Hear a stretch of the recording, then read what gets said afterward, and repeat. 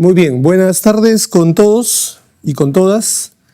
Entramos a la recta final, vamos a desarrollar preguntas sobre los temas que han desarrollado en la parte de teorías y vamos a evaluar pues cómo ha ido con el tema de la retención de los conceptos.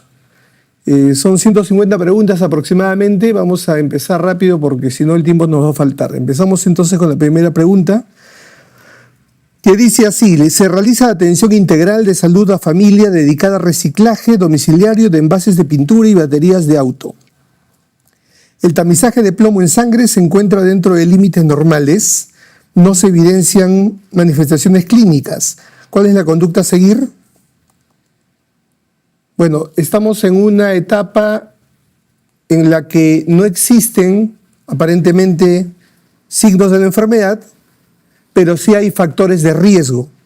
Y al haber factores de riesgo, recordamos que lo que se tiene que hacer ahí es prevención primaria, la que incluye las acciones de protección específica y las de promoción de la salud, ¿no? Entonces la respuesta es la letra A, porque estamos ante una situación de factores de riesgo principalmente.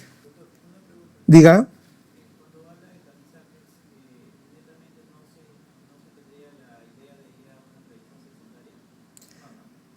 Sí, claro, si la pregunta fuera en ese sentido, pero en las alternativas no se da esa opción, así es que la idea es que estamos enfrentando una situación de riesgo. Claro, se hace una prueba de tamizaje, pero la conducta a seguir esencialmente es acciones de prevención y de promoción. ¿En qué etapa del abordaje integrado de las nuevas funciones esenciales de salud pública apropiadas para la región de las Américas se ubica la activación del Comité Intersectorial de Salud para el Control del Dengue? Bueno, esta es una lámina que es un poco dolorosa de ver y un poco más dolorosa de explicar, pero lamentablemente está viniendo muchas preguntas de este modelo explicativo que la OPS ha implementado hace más o menos 5 años. ¿Ya? La idea es la siguiente: la salud pública, esta es una analogía que siempre la hago con el fin de tratar de que se entienda de la manera más fácil el concepto.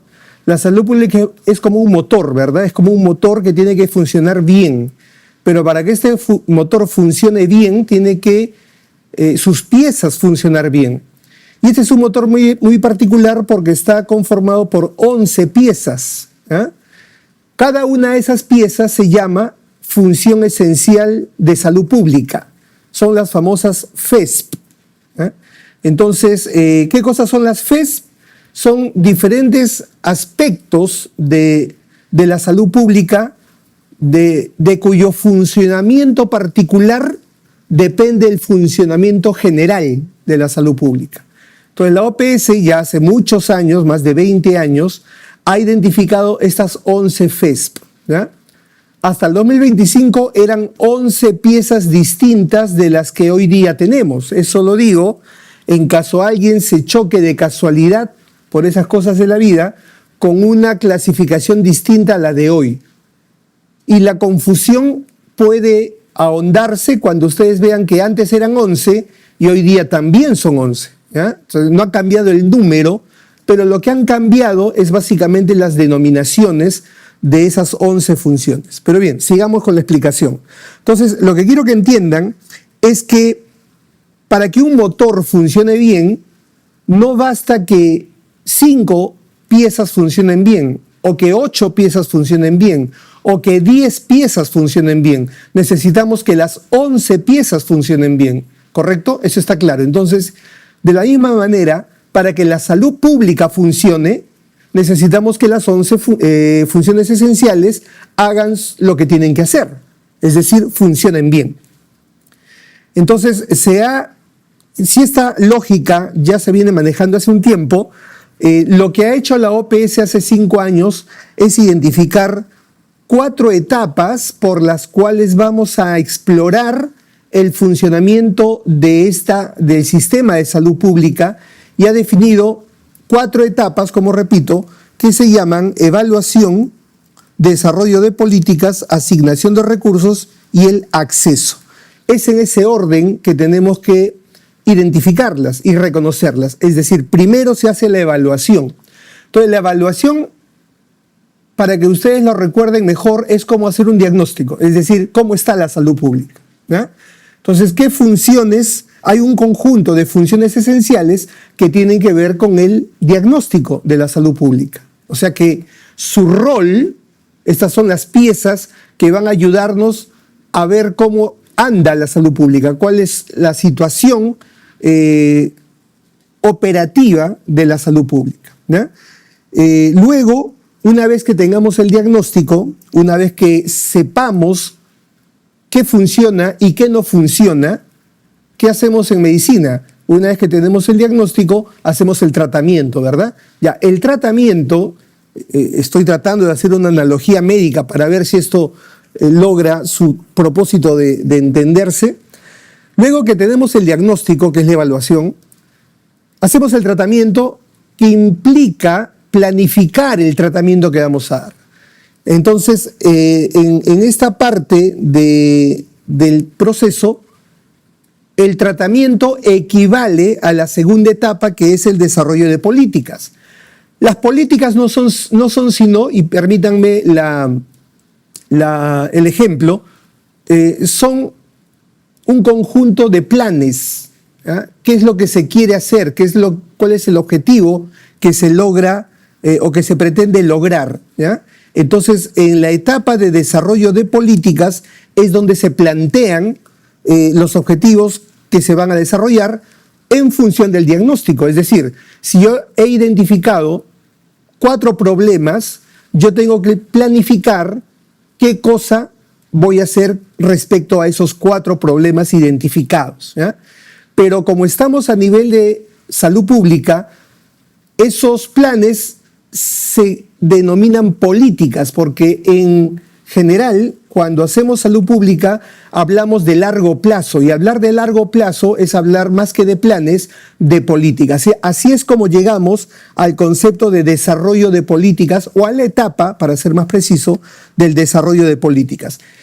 En esta parte, planificar o determinar qué cosa se va a hacer para resolver los problemas identificados en la etapa de evaluación, ¿recuerdan? Es necesario e imprescindible que participe la población. Es decir, esta es la etapa en que la población o la sociedad civil, en sus diferentes expresiones, va a poder participar para hacer un planeamiento o planificación de políticas de forma conjunta. Entonces, si en alguna pregunta les piden ese concepto de en qué etapa participa la población, es en la etapa de desarrollo de políticas. Una vez que ya tienen ustedes el plan armado, ya saben qué es lo que se quiere hacer, cuál es el objetivo que se quiere lograr, la tercera etapa es la etapa de la asignación de recursos, es decir, necesito ciertos elementos, necesito recursos para poder implementar, ejecutar lo que he planeado. Y esa es la tercera etapa, la asignación de recursos, ¿ya? Y una vez que he logrado resolver los problemas, porque luego de la asignación de recursos y la ejecución de actividades, se entiende que ya hemos debido resolver los problemas identificados, la última etapa ya es el acceso, es decir, la salud pública se pone a disposición de la población. Por lo tanto, la población ya puede hacer uso de los servicios que el sistema de salud le puede brindar de acuerdo a sus necesidades. Entonces, la parte del acceso es la última etapa. Una de las cosas que tienen que tomar en cuenta es que las 11 funciones esenciales se van a distribuir en cada una de esas 4 etapas. Pero eso lo vamos a ver más adelante en otro repaso, si es que no está acá. A ver, no está acá, ¿ya? Entonces, esta es una primera aproximación. Son las 4 etapas por las cuales atraviesa cualquier enfoque integral de salud pública. Primero el diagnóstico, que se llama evaluación, luego la planificación del tratamiento, que es el desarrollo de políticas, luego la ejecución del tratamiento, que implica la asignación de recursos, y finalmente, cuando ya todo está resuelto, el acceso de los servicios a la población. Dicho eso, la respuesta es desarrollo de políticas, porque la pregunta nos plantea en qué etapa del abordaje integrado de las nuevas funciones esenciales de salud pública apropiadas para la región de las Américas se ubica la activación del Comité Intersectorial. ¿Qué cosa es el Comité Intersectorial? No es otra cosa que un espacio de coordinación donde participa diferentes sectores, diferentes asociaciones, es decir, la población en su conjunto, para ver cómo contribuyen a resolver el problema, en este caso, del dengue. Pero lo mismo funciona para cualquier otro problema de salud pública. Entonces, desarrollo de políticas, porque como dije hace un momento, es la etapa en la que participa la población. Seguimos. La autoridad sanitaria de un ámbito territorial presenta la pirámide poblacional de la demanda, evidenciándose un importante incremento de la población mayor de 65 años. ¿Qué elemento esencial de un sistema de salud basado en atención primaria de salud debe priorizar? La respuesta es recursos humanos apropiados. O sea, estamos ante una situación en la que en esa localidad existe un incremento de la población adulta mayor. Por lo tanto, estamos ante una situación de envejecimiento poblacional. Esa es la forma como se denomina demográficamente, envejecimiento poblacional. Por lo tanto, ¿qué es lo que tenemos que empezar a hacer? Preparar nuestros servicios para atender esa nueva demanda. Y eso, entre otras cosas, implica infraestructura, equipamiento, procesos y recursos humanos. Es decir, el personal de salud debe estar preparado ya no como hace 50 años solamente para atender a la madre y el niño, sino hoy día también tenemos que responder a la realidad de que cada vez hay mayor cantidad de adultos mayores. O sea, una acción importante desde el primer nivel de atención es estar capacitados para saber cómo tratar a esa población cada vez en mayor cantidad. En el modelo de atención integral de salud basado en familia y comunidad, el eje de los determinantes de la salud corresponde... Esta es una pregunta antigua, ¿ya? Esta ya no está vigente. En un examen normal no debería aparecer. ¿Por qué? Porque el MAIS pasó a mejor vida el año 2020. El modelo de atención integral de salud basado en familia y comunidad, que era la Biblia del primer nivel de atención en el Ministerio de Salud en el Perú, hoy día ha sido reemplazado, repito, del 2020, año de la pandemia, si quieren recordarlo mejor, aunque algunos quieren olvidarlo, ¿no? Pero hay que recordar que ese año el MAIS dejó su lugar al MCI, que es el modelo del cuidado integral de la salud por curso de vida para la persona, familia y comunidad. Un poco más largo el nombre, ¿verdad? Por eso mejor le llamamos MCI, pero no olviden que incluyen todos esos componentes. Entonces, esta pregunta ya no está vigente. Sin embargo, este era el esquema que había en ese momento, solamente para un recuerdo. Esta es una foto del recuerdo de una pregunta que probablemente no debería venir, ¿no? Y tenemos dentro de los ejes del MAIS la dimensión técnico-operativa, que estaba enfocada a las necesidades de salud, y la dimensión política, que estaba enfocada a los determinantes de la salud, ¿no? Por eso los determinantes de la salud están relacionados a la dimensión política. Si bien es cierto, ya no hay MAIS, si bien es verdad, en el MCI este esquema ya no aparece en el texto actual, lo que sí sigue siendo verdad es que para abordar determinantes sociales, agua, educación, medio ambiente, infraestructura vial, etcétera, etcétera, etcétera, se necesita la participación política de las autoridades en cada nivel de gobierno. Entonces, los determinantes sociales siguen estando relacionados al componente político de la gestión, ¿ya? Eso se mantiene en el MCI, pero lo que cambia es el esquema, que ya no aparece, ¿no? Pero el concepto sigue siendo el mismo. ¿A qué política de Estado, según el Acuerdo Nacional, corresponde el acceso universal a servicios de salud y a la seguridad social? Bueno, esta también es una pregunta prepandémica que tiene que ver con un acuerdo que los partidos políticos tomaron hace casi 20 años, en el 2006, en la que establecieron políticas nacionales. Por primera vez, y tal vez la mayoría de aquí son muy jóvenes para recordarlo, pero hubo una oportunidad, aunque la actualidad de hoy día nos haga difícil imaginar eso, que los partidos políticos en su conjunto se pusieron de acuerdo. Eso pasó en el Perú, ¿eh? Y se pusieron de acuerdo en función de políticas. Es decir, como dije hace un momento, una política no es otra cosa que un plan de largo plazo. No 4 o 5 años de un gobierno, sino que los gobiernos sucesivos tenían que continuar la política. Y esa es la diferencia esencial entre un plan y una política. Un plan de gobierno empieza con el gobierno y termina con el gobierno. En cambio, una política sobrevive a los gobiernos. Esa es la diferencia trascendental entre tener una política o tener simplemente un plan, ¿ya? Y dentro de esas políticas, una de ellas era la equidad y justicia social, donde entraba el tema de los servicios de salud y la seguridad social. Y por eso la respuesta es la letra E, ¿ya? No es una pregunta muy sencilla, no es una pregunta muy fácil. Debemos confesar que es una pregunta muy rebuscada, pero esto ocurre en todos los cursos y hay que revisar un poco esos acuerdos, el acuerdo nacional. Siguiente, la siguiente definición es la provisión continua y con calidad de una atención orientada a la promoción, prevención, recuperación y rehabilitación en salud para las personas en el contexto de su familia y comunidad. Corresponde a, esto ha sido copiado y pegado del texto de la atención integral. Es el concepto de atención integral, por eso la respuesta de la letra D, no hay mayor cosa que explicar. Es una pregunta conceptual y se marca tal cual. ¿Cuál es la razón por la que la OPS renovó la atención primaria de la salud en las Américas en el 2007?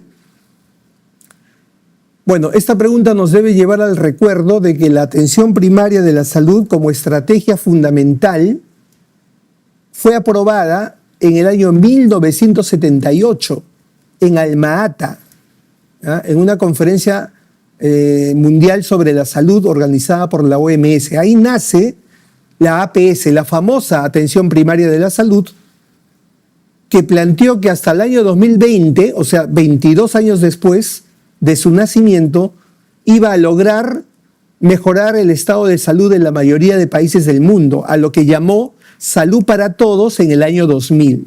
¿Ya? Pasaron los 22 años y bueno, cuenta la leyenda que los resultados no fueron los más óptimos, razón por la cual se tuvo que revisar esta estrategia, si se le daba de baja o se la fortalecía. Y la decisión que se tomó en el año 2007 fue renovar la atención primaria de la salud. Y una de las principales razones para renovar la atención primaria de la salud fue la de involucrar mucho más a la población y a la sociedad en su conjunto para reducir las diferencias sociales que explicaban los principales problemas de la salud. ¿Cuál es la principal? Hay muchas diferencias. Yo quiero hacer solo una síntesis, aprovechando que estamos por el tema. ¿Cuál era la principal característica de la APS de Alma-Ata, o sea, la original, que se enfocaba en los servicios de salud? Esa era la característica más importante, entre otras, pero esta era la más importante a nuestro juicio. Es decir, planteaba actividades que solo dependían e involucraban a los servicios de salud, al personal de salud del primer nivel. Y hasta ahí todo bien. Pero luego que pasaron los años, empezaron a darse cuenta que no bastaba que los servicios de salud se fortalezcan, que el personal de salud se capacite en actividades tipo vacunación, tipo consejería, sino que se necesitaba dos cosas más, que era que la población se involucre, o sea, que la sociedad entienda que el 60% de enfermedades no dependían del servicio, sino dependían de sus estilos de vida y de las condiciones de vida que las rodeaba, ¿ya? Y eso implica también reducir las inequidades sociales. ¿Qué cosa era una inequidad social?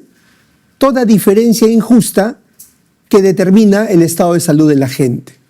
El no tener agua es una situación injusta, pero que a su vez explica por qué hay diarreas crónicas, repetitivas, por qué hay desnutrición. El no tener una buena educación explica por qué hay bajas coberturas de vacunación, explica por qué hay tanta muerte materna, porque la educación está muy ligado a esos problemas de salud. Entonces, el concepto de la nueva APS, además de seguir apostando por los servicios, por el personal del primer nivel de las postas y los centros, hoy día, cuando se renueva la APS, involucra a la sociedad y se enfoca en la reducción de las inequidades sociales que tienen que ver con estos temas que le llamamos determinantes sociales. Muy bien, entonces esa es, digamos, la principal razón para lo que se renueva la APS. Durante la campaña de salud integral se identifica gestantes con valor de hemoglobina de 9.5 gramos por decilitro a las que se inicia tratamiento. ¿Con qué nivel de prevención se está actuando? A ver, un repaso rapidito, ¿ya? La prevención se clasifica en 3 tipos o 3 niveles: la primaria, la secundaria y la terciaria. Y estos 3 tipos o niveles de prevención se relacionan con el modelo de la historia natural de la enfermedad, que plantea que toda enfermedad pasa por una etapa prepatogénica, es decir, es el estadio en el que no existe la enfermedad. No es que la enfermedad es subclínica, oligosintomática o asintomática. No. La etapa prepatogénica es sencillamente cuando no hay enfermedad. Y uno se pregunta, ¿y si no hay enfermedad, entonces qué tenemos que hacer? No hay nada. Claro que hay algo. Y ese es el valor agregado, ese es el plus que le dio Lebel y Clark a este enfoque en su modelo de historia natural de la enfermedad. Lo que hay en esa etapa son factores de riesgo. Los factores de riesgo son la característica principal de la etapa prepatogénica. Entonces, Lebel y Clark decían, no podemos esperar que la gente se enferme, tenemos que actuar antes que se enferme y tenemos que tratar de reducir los factores de riesgo para evitar que una gran cantidad de gente atraviese la delgada línea roja entre la salud y la enfermedad, ¿ya? Entonces, esa es la etapa prepatogénica. Y la patogénica se divide en 2 etapas. La etapa, y ahí sí, lo que dijimos hace un momento, la etapa subclínica, es decir, cuando la enfermedad todavía no es evidente, no hay signos, no hay síntomas. Es más, muchas veces allí los pacientes aparentan estar sanos, pero ya existen cambios tisulares, ya existen cambios bioquímicos, solo que no son perceptibles por el paciente, pero que pueden ser detectables a través de procedimientos diagnósticos. Esa es la etapa preclínica. Y la etapa clínica, pues es la etapa en la que ya los signos y los síntomas hacen su aparición y es muy, digamos, fácil identificar cuál es el problema de salud de las personas, ¿no? Entonces, en la etapa clínica ya la enfermedad es fácilmente reconocible. Ok, de acuerdo a estas 3 etapas, o mejor dicho, las 2 etapas y de la segunda, las 2 subetapas, es que se ubican los tipos de prevención, como seguramente muchos recordarán. En la etapa prepatogénica esencialmente se hace prevención primaria. La prevención primaria tiene como objetivo evitar que la gente pase la línea, es decir, que la gente se enferme, ¿ya? Y eso se hace a través de la promoción de la salud y la protección específica. Los ejemplos son varios. El más importante a la cabeza es la vacunación, ¿ya? La vacunación es el ejemplo más emblemático de la prevención primaria. Pero cualquier acción que tenga el mismo objetivo, es decir, evitar que una persona se enferme, es un ejemplo de prevención primaria. En prevención secundaria, como comentábamos en la pregunta 1, es todo proceso diagnóstico que nos va a permitir identificar la enfermedad en su etapa inicial. A veces el diagnóstico de una enfermedad puede ser una circunstancia casual, accidental, y a veces se puede buscar encontrar la enfermedad. Por ejemplo, cuando se hacen las campañas de tamizaje, despistaje, screening o cribaje, atentos con los sinónimos que cada cosa tiene,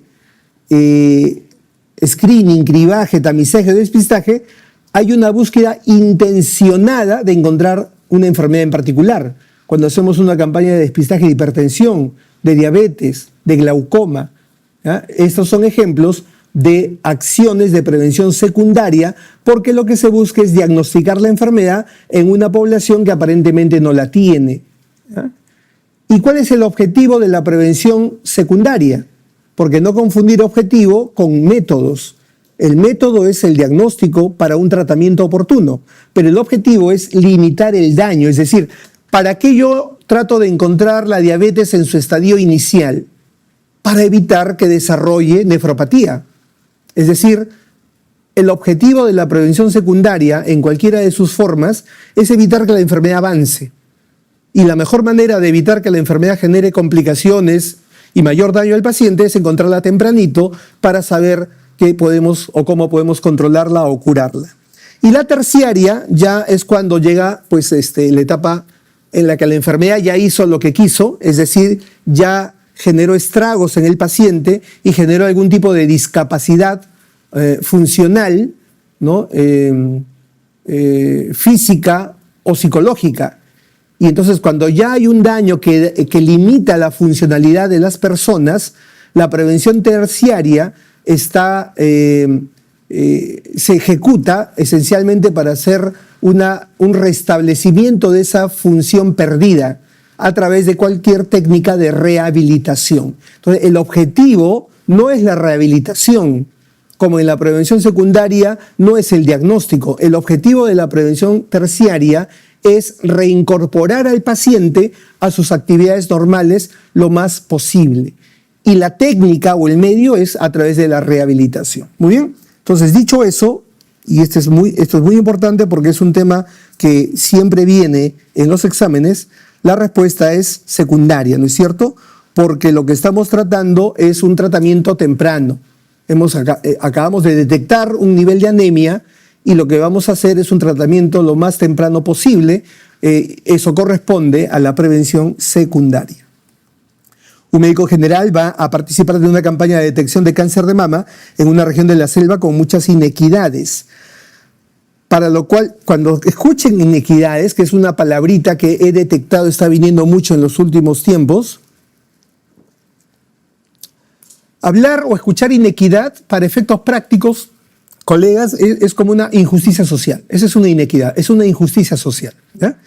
Entonces, detectó de cáncer de mama en una región de la selva con muchas inequidades, para lo cual realizó el tamizaje con un mamógrafo de última generación en mujeres aparentemente sanas. ¿A qué nivel de prevención corresponde esta intervención? Pues secundaria, sin lugar a dudas, no hay mucho más que explicar.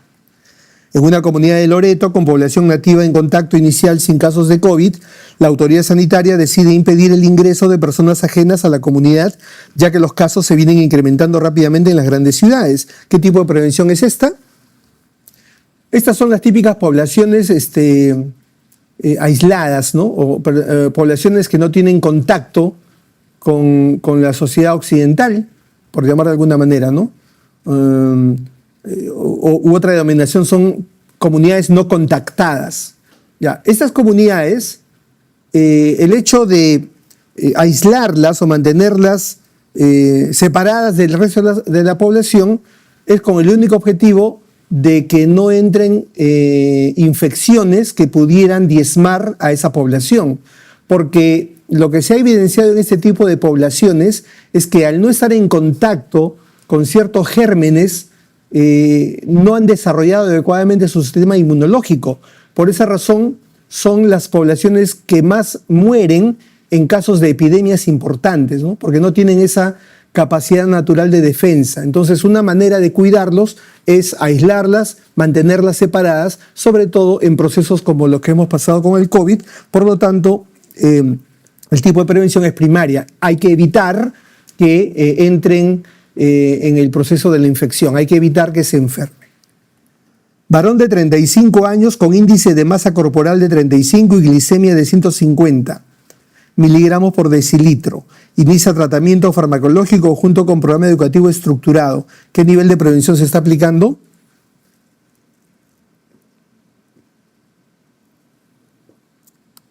¿Es una persona sana o enferma? Ya es una persona enferma, ¿verdad? Si bien es cierto, todavía falta una prueba más para diagnosticar diabetes, por lo pronto ya tiene obesidad mórbida, ¿no? Con el IMC. Por lo tanto, ya estamos hablando de una persona enferma, metabólicamente enferma. Por lo tanto, en una persona enferma que la diagnosticas, empezar un tratamiento equivale a prevención secundaria. No puede ser prevención primaria porque ya estamos hablando de una persona que ya pasó la línea, ya pasó el límite entre la salud y la enfermedad, ¿ya? Digo esto porque en alguna oportunidad un colega me dijo, doctor, pero todavía no se le puede decir que es diabético. Sí, correcto, por ese lado tiene razón, pero por el otro lado ya tenemos un diagnóstico firme. Entonces, el tratamiento farmacológico y el programa educativo tratan de apuntar precisamente ya el problema para evitar que avance, ¿no? Evitar que progrese. Y recuerden que el objetivo de la prevención secundaria es limitar el daño y evitar las complicaciones.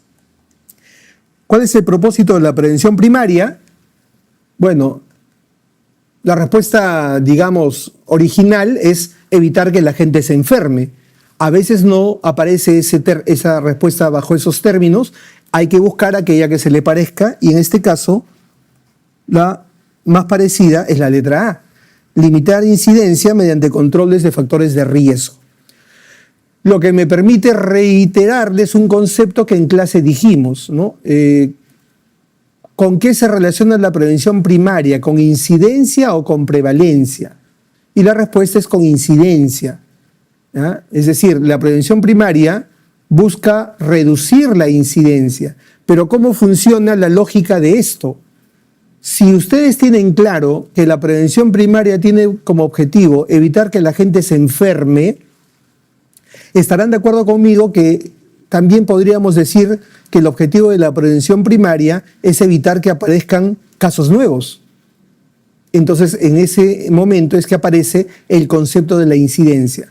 El evitar que la gente se enferme implica evitar que hayan casos nuevos, por lo tanto, implica reducir la incidencia, ¿ya? Ese es el objetivo de la prevención primaria, dicho de otra manera. Sigue siendo lo mismo, pero dicho de otra forma. ¿A qué nivel de prevención corresponde la búsqueda de sintomático respiratorio? Una recomendación. Hay preguntas que son tan simples y fáciles que uno marca primaria, secundaria y terciaria casi en modo REM, ¿no? Pero hay otras preguntas que sí te pueden generar una duda. Oye, esto suena primaria, pero puede ser secundaria. Generalmente la terciaria no es tan fácil de confundir, está por separado. Pero entre primaria y secundaria a veces he visto algunos problemitas. Entonces, para resolver cualquier duda de ese tipo, háganse la pregunta: ¿para qué se hace lo que dice la pregunta? ¿Cuál es el objetivo? Y a partir de eso va a ser más sencillo que ustedes marquen con seguridad la respuesta correcta. Entonces yo me preguntaría, ¿para qué buscamos sintomáticos respiratorios? La respuesta es muy sencilla. Cuando yo detecto una persona que tose por más de 15 días, lo busco para hacerle diagnóstico precoz, o sea, el BK en esputo, para saber si es una persona que tiene tuberculosis o no. Por lo tanto, la búsqueda de sintomáticos respiratorios es una actividad relacionada con la prevención secundaria, sin lugar a dudas. ¿Cuál es la etapa de prevención que le corresponde al periodo prepatogénico de una enfermedad? Ya, esta es la otra parte, o sea, esta es la pregunta fácil, ¿no? Prepatogénico, primaria. En la salud laboral, ¿qué acción es parte de la prevención primaria? Tenemos que leer las alternativas y en poco tiempo, porque no tienen más de un minuto por pregunta en promedio, ya saben ustedes, tendremos que identificar la señalización de zonas de riesgo, ¿verdad? Porque eso es lo que trata de buscar que la gente no sufra accidentes. El objetivo principal de la actividad de prevención secundaria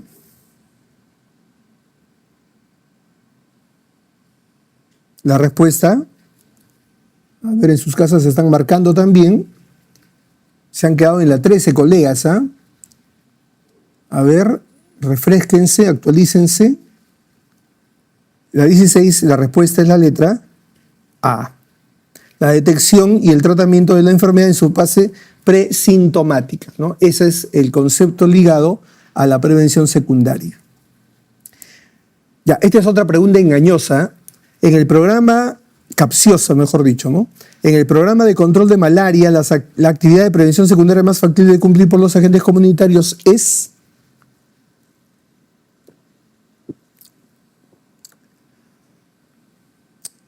Esta pregunta ya tiene muchos años, ¿ah? Y en diferentes promociones hay una gran cantidad de colegas que marcan la letra E, la toma de gota gruesa, porque ese es el procedimiento diagnóstico de la malaria. Y hasta ahí todo bien, debería ser la respuesta correcta, ¿no? Pero la respuesta correcta es la letra C, porque el agente comunitario no puede tomar gota gruesa. Es más, el agente comunitario no puede ni vacunar, no puede hacer ninguna actividad que esté relacionada al personal de salud. Claro, yo sé que esto choca con la realidad que muchos han vivido en el que el agente comunitario vacuna, cura, a veces hasta atiende y la gente le dice doctor, ya, eso es otra cosa. Pero normativamente el agente comunitario no puede hacer nada de eso. Porque ustedes se imaginan, vamos a poner en el caso de la vacuna, que una vacuna colocada por un agente comunitario genera una reacción grave y el paciente, el niño, muera, ¿a quién lo van a responsabilizar? ¿Al agente comunitario? No, es al sistema de salud. Por eso es que la gente no puede hacer cosas, por más que sabemos que en la realidad muchas veces lo hacen y a veces lo hacen hasta mejor. Pero en las preguntas de examen nos tenemos que pegar a la norma y lo más que ellos pueden hacer es avisarnos dónde hay un febril para que vaya el personal a tomarle la gota gruesa. De esa manera ellos colaboran en la identificación de los casos probables o sospechosos. De acuerdo con los niveles de prevención de la historia natural de la enfermedad, la creación del programa del pie diabético tendría aplicación en...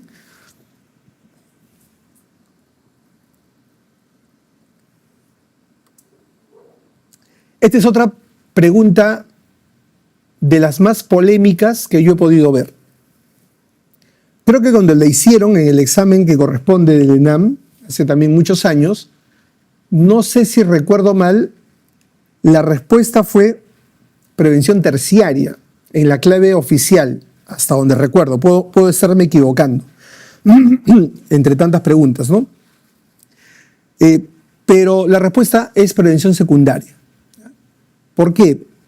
Porque el programa de pie diabético no solo actúa en la rehabilitación, es más, su principal objetivo no es rehabilitar a un paciente amputado por pie diabético. El principal objetivo de un programa de pie diabético es detectar precozmente en los pacientes con diabetes algún signo que esté indicando que podemos estar ante un probable pie diabético y hacer todas las acciones para evitar llegar a la amputación. Ese es el sentido y el objetivo principal de un programa de pie diabético. Por lo tanto, básicamente su función es de tipo secundaria. Doctor, pero yo sé que en el programa también a los amputados. Sí, pues, pero eso ya es es un objetivo secundario del programa, no es el principal. Por eso digo, esta pregunta tiene de los dos, ¿ya? Tiene de secundaria y terciaria, pero si tengo que elegir una, su objetivo principal es prevención del problema, no la atención del efecto. ¿Cuál es una de las medidas de prevención de la fiebre amarilla en zonas ensóticas? Bueno, en fiebre amarilla no hay otra cosa que vacunar, pues, ¿no? Hoy día, me pregunta el doctor Julio, ¿el pie diabético no vendría a ser la complicación de la enfermedad? Sí, claro, por supuesto, pero hay diferentes etapas en las complicaciones, ¿no? O sea, la idea es, me hacen la pregunta no del pie diabético, me hacen la pregunta del programa del pie diabético, doctor Julio. Entonces, si yo veo al programa y me centro en cuál es el objetivo del programa, es precisamente no llegar al pie diabético. ¿Se entiende, no? O sea, si me dijeran solo hablar a la pregunta sobre el pie diabético, y algo relacionado a tratar las complicaciones, podríamos estar discutiendo lo que usted me plantea, pero en este caso me hablan del programa y el programa tiene esencialmente el objetivo de evitar justamente llegar a esa situación.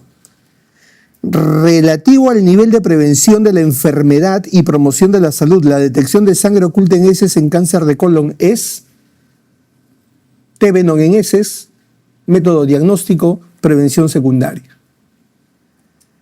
Durante la pandemia COVID-19, diferentes gremios de salud como médicos, enfermeras y colegios profesionales, organizaciones independientes, etc., hicieron interlocución directa por escrito o presencial con quienes toman las decisiones en salud o en el entorno institucional.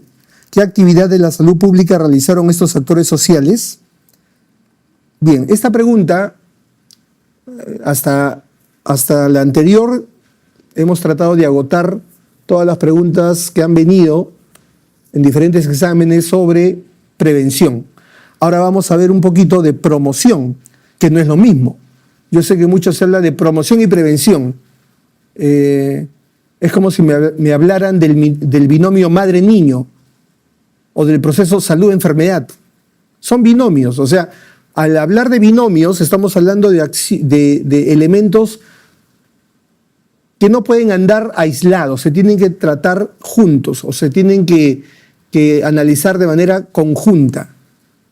La madre es una cosa, el niño es otra cosa, pero tratamos al binomio madre-niño, sin perder la perspectiva de que la madre no es lo mismo que el niño, ni el niño que la madre, ¿correcto? Igual con el proceso salud-enfermedad.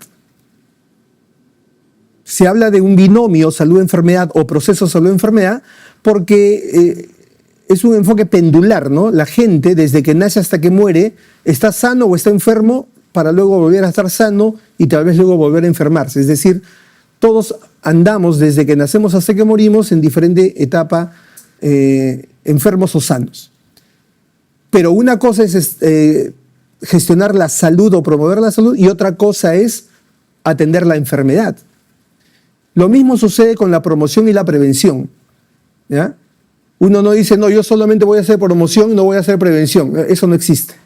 Cuando uno trabaja en el mundo real, se hace promoción y prevención como si fuera un binomio. Pero hay que diferenciar lo que es prevención de lo que es promoción. En el caso de prevención, ya hemos dicho, primaria, secundaria, terciaria. Pero además de eso, tenemos que entender que toda actividad de prevención... Se le fue la luz, doctor Mateoski. Denle la clave al doctor, por favor, en la pregunta 10.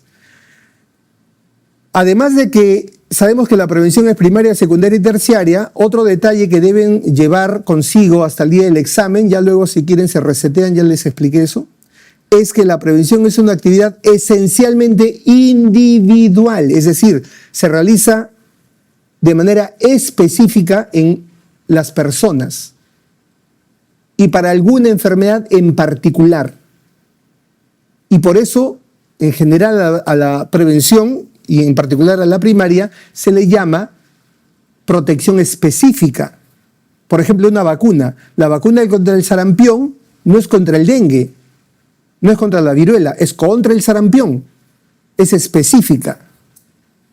Y se aplica a cada individuo o a cada persona por separado, es decir, de manera individual. Esa es la característica principal de la prevención y en particular de la prevención primaria. En cambio, la promoción de la salud es inespecífica y no se aplica de manera individual principalmente, sino de forma colectiva. Por ejemplo, cuando yo le digo a la población, lávense las manos frecuentemente, o lávense las manos después de usar los servicios higiénicos, o lávense las manos antes de ingerir sus alimentos, yo no se lo estoy diciendo a una sola persona.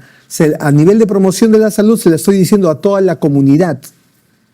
Y la acción de lavarse las manos no está dirigida a una sola enfermedad o a prevenir una sola enfermedad, sino puede impactar en varias enfermedades, en diarreas, en parasitosis, en infecciones respiratorias. Ya saben ustedes que las principales recomendaciones para el tema del COVID era lavarse las manos, ¿verdad? Porque las manos no solamente es un vehículo para transportar enfermedades gastrointestinales, sino también enfermedades respiratorias. Entonces, la característica principal de la promoción de la salud es que cuando yo envío un mensaje a la población, no estoy impactando solo sobre una enfermedad, sino sobre muchas enfermedades. Cuando yo educo a la población, y la educación es un determinante social, y cuando yo educo a la población, no solamente logro reducir la muerte materna, sino también reduzco la desnutrición, porque una mujer educada alimenta mejor a su hijo. Y mejoro la vacunación, porque una mujer educada se preocupa de vacunar a sus hijos. Entonces, esa es la característica de la promoción de la salud, a diferencia de la prevención. La prevención es individual, esencialmente, la promoción de la salud es colectiva. La prevención es específica, la promoción es inespecífica, es general. Bueno, además de eso, la promoción de la salud actúa sobre determinantes. Este es un pequeño collage que siempre lo muestro porque resume varias preguntas que han venido en exámenes diversos con este tema. La promoción de la salud actúa sobre determinantes. Tiene un componente político. ¿Por qué? Porque trabaja con autoridades. Porque es la autoridad la responsable de ponerle agua a la gente. Porque es la autoridad la que es la responsable de construir infraestructura recreativa para que los chicos hagan actividad física. Son los responsables de hacer ciclovías para promover el uso de la bicicleta. Son los responsables de descontaminar el ambiente, etcétera, etcétera, etcétera. Es decir, hay un fuerte componente político que yo tengo que trabajar en la promoción de la salud para mejorar las condiciones de vida de la gente. Y las formas o los medios o los instrumentos que yo uso para eso son, por ejemplo, la abogacía, que ha venido ya en 5 preguntas en los últimos 15 años. Una vez cada 3 años, casi en promedio, ¿no? Que es el arte de convencer. O sea, ¿cómo yo le explico a un alcalde, a un gobernador, que en lugar de construir la piscina olímpica en su comunidad, esa plata mejor la invierta en mejorar el acceso a agua potable? Ya, ese arte de convencerlo se llama abogacía, ¿eh? La abogacía o incidencia política. La intervención intersectorial también es una característica del componente político. O sea, no basta que trabajemos los de salud si es que no se involucra educación, vivienda, agricultura. Es decir, el abordaje de determinantes es multisectorial.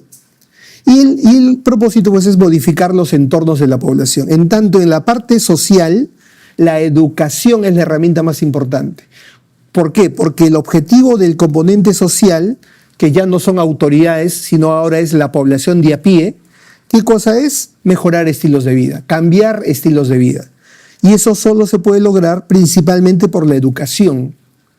Está dirigido a la población, requiere que la población participe, o sea, la participación comunitaria, y está relacionado a comportamientos humanos. Todo eso que ustedes están viendo allí fue parte de alguna alternativa de preguntas relacionadas a promoción.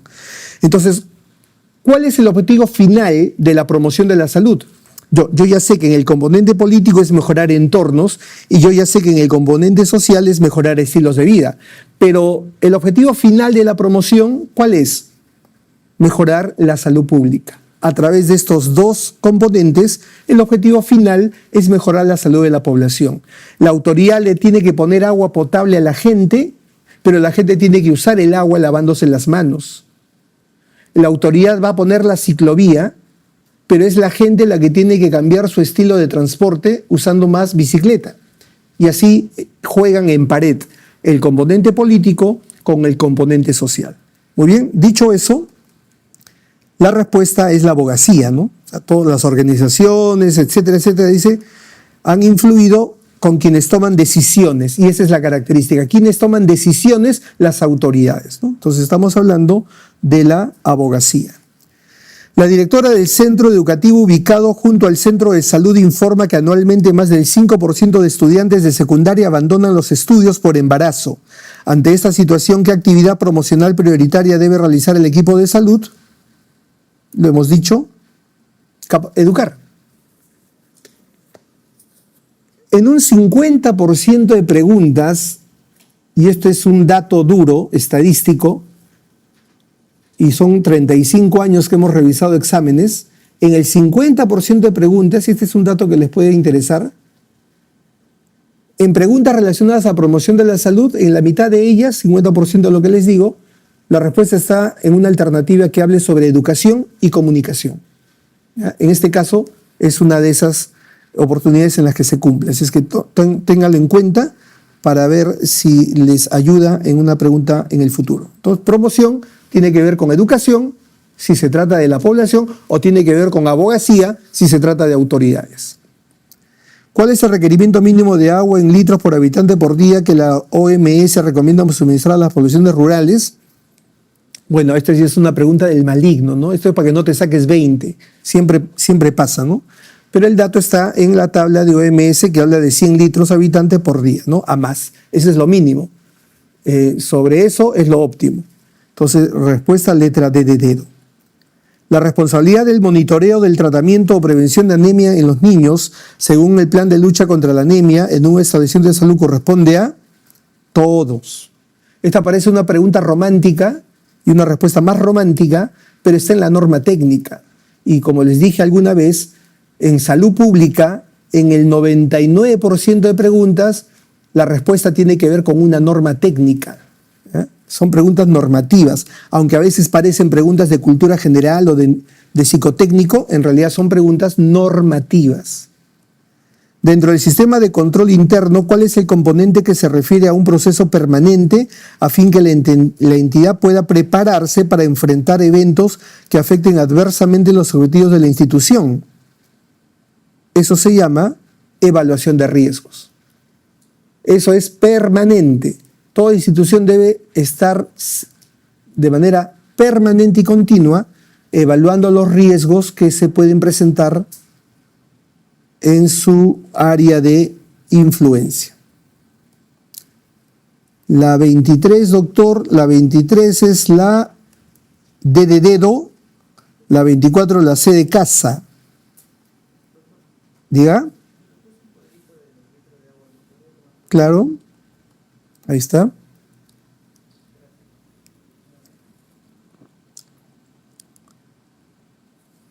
Ya. ¿Cuál es la disciplina que fundamenta la medicina basada en evidencias? Esta es una pregunta injusta, porque hay un ausente notable, pero bueno, hay que marcar de todas maneras, ¿no? La medicina basada en evidencias, que es la forma de educación médica actual, es que nadie puede tomar una decisión solo por experiencia. Tienes que basar tu decisión en alguna evidencia científica. Cuando yo egresé de la universidad hace 30 años, no había tanto esto de la medicina basada en evidencias. Aprendíamos la medicina de la mano de los médicos asistentes expertos en cada tema. Y muchos de nosotros, no había internet, los textos actualizados demoraban en traducirse, no teníamos un acceso directo como ustedes hoy día sí lo tienen, y en buena hora. Entonces, mucho de nuestro conocimiento se basaba en la experiencia del docente que era nuestro maestro. Y uno, por un acto hasta de repetición, hacía lo que hacía. Si un juez te preguntaba, ¿por qué hizo esto, doctor? Ah, porque mi maestro lo hizo. Entonces, íbamos a la cárcel, alumno y maestro, ¿no? Hoy día, ustedes no pueden decir, he tomado esta terapéutica o este tratamiento porque el doctor Pepito así lo hacía, ¿no? Ustedes tienen que decir, porque el artículo tal y la revista tal y tal dicen que así es. Eso es medicina basada en evidencia. Y la evidencia no es otra cosa que la investigación. Y la investigación no es otra cosa que epidemiología y bioestadística. Ese es el gran ausente en esta respuesta. La respuesta correcta debería ser epidemiología y bioestadística. Esos dos elementos son los que le dan origen a la ciencia y al conocimiento que luego nosotros usufructuamos en nuestra práctica médica. ¿Cuáles son los 3 pilares que utiliza la epidemiología descriptiva? cada vez que ustedes hacen o leen o desarrollan una investigación epidemiológica, la variable que vayan a estudiar, cualquiera de estas sea, tiene que tener 3 dimensiones. Tiene que estar ubicada en el tiempo, en el espacio y en la persona en la que se dirige. Esas son las 3 dimensiones que acá le llaman pilares de la epidemiología. Si yo mido una tasa de mortalidad, por ejemplo, tengo que decir en qué tiempo he medido, en qué población he medido, tiempo, espacio, y a qué grupo poblacional está dirigido. Por ejemplo, si mido la tasa de mortalidad infantil, mi público objetivo es los menores de 1 año. A diferencia de si mido la razón de muerte materna o si mido la tasa de mortalidad por tuberculosis. Entonces, para cada indicador o variable epidemiológica siempre tiene que estar presente el tiempo en el que medí, el lugar en que medí y la población en la que medí. Tiempo, espacio y persona. En epidemiología, ¿cuáles son los instrumentos de recojo de información de fuente primaria? La fuente primaria es la persona, animal o cosa de donde yo quiero investigar algo. En el caso de medicina, nuestra fuente primaria por excelencia son los pacientes, son las personas. ¿Ah? La pregunta dice, ¿cuáles son los instrumentos para recoger información de las personas? Y la respuesta es a través de encuestas, a través de observaciones o grupos focales. El grupo focal es un tipo de encuesta específica dirigida a un grupo de personas de las que tú quieres extraer una información muy puntual. ¿Ah? Por ejemplo, un grupo de pacientes que ha sufrido una enfermedad y tú quieres estudiar cuál es la experiencia que ellos han vivido sobre esa enfermedad. Ese es un grupo focal, ¿no? El término focal viene de en qué tema me voy a enfocar para recoger información. Entonces, encuesta, observación, grupo focal son las técnicas más conocidas para recoger información de fuente primaria. La presencia habitual de una enfermedad o agente infeccioso en una determinada población o zona geográfica corresponde a... Ya, a ver, esto a veces genera un poco de confusión. Vamos a despejar cualquier duda que los atormenten para que queden los conceptos claros. Una endemia es la presentación de una enfermedad en una cantidad habitual, esperable, previsible. ¿Ah? Y esta cantidad está determinada esencialmente por la tendencia histórica, ¿no? Entonces, cuando yo sé que en verano van a incrementarse las enfermedades diarreicas y sé que en invierno van a incrementarse las infecciones respiratorias, esa es la característica endémica de una enfermedad. Es decir, se espera, es predecible, es habitual que aparezca esa cantidad de enfermedades en esas épocas del año, ¿no? Pero cuando la cantidad de casos sobrepasa lo habitual, el rango esperado, la endemia se convierte en epidemia. ¿Ya? Entonces, esos dos términos son bastante fáciles de diferenciar. Endemia y epidemia. Endemia, lo habitual; epidemia, casos por encima de lo habitual.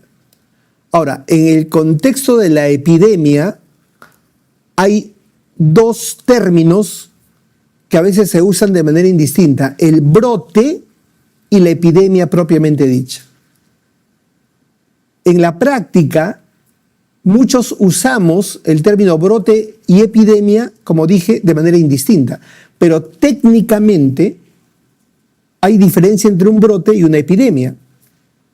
El brote se caracteriza por ser una cantidad de casos por encima de lo habitual, o sea, ese es el concepto general, pero que se presentan en una localidad muy circunscrita, muy pequeña, y con una cantidad de casos también relativamente pequeño.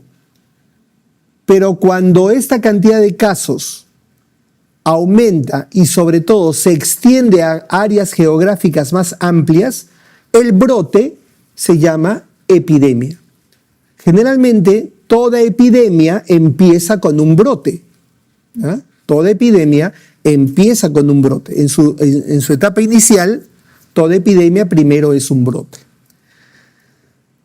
Pero no todo brote se convierte en epidemia, porque puede ser que aparezca un número de casos por encima de lo esperado, pero que se controlan rápidamente y ya no se convierte en epidemia. ¿Ya? Entonces, ese concepto también ténganlo claro.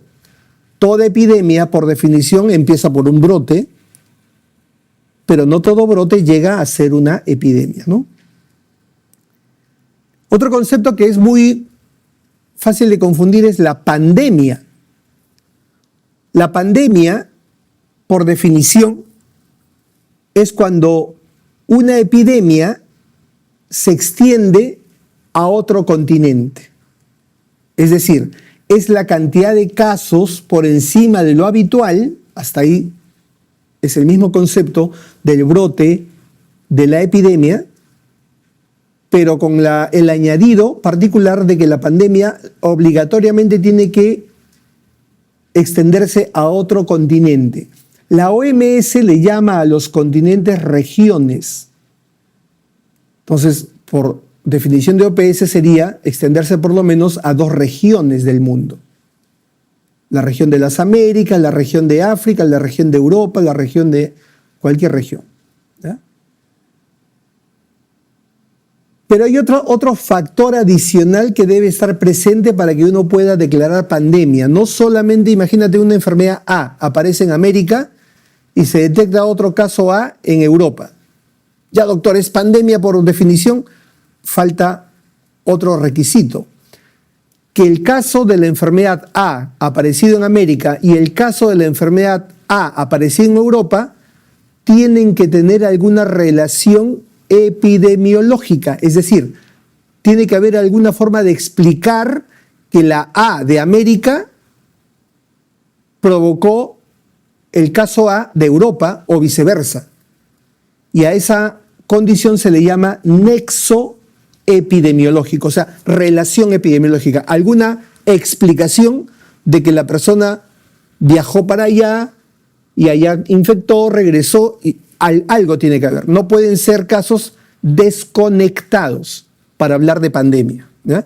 La mayor cantidad de gente solamente se centra en el tema de que aparece en 2 continentes o 2 regiones. No, pero no basta eso, tiene que haber nexo epidemiológico. Y ahí hablamos de pandemia, ¿ya? Ahí hablamos de pandemia.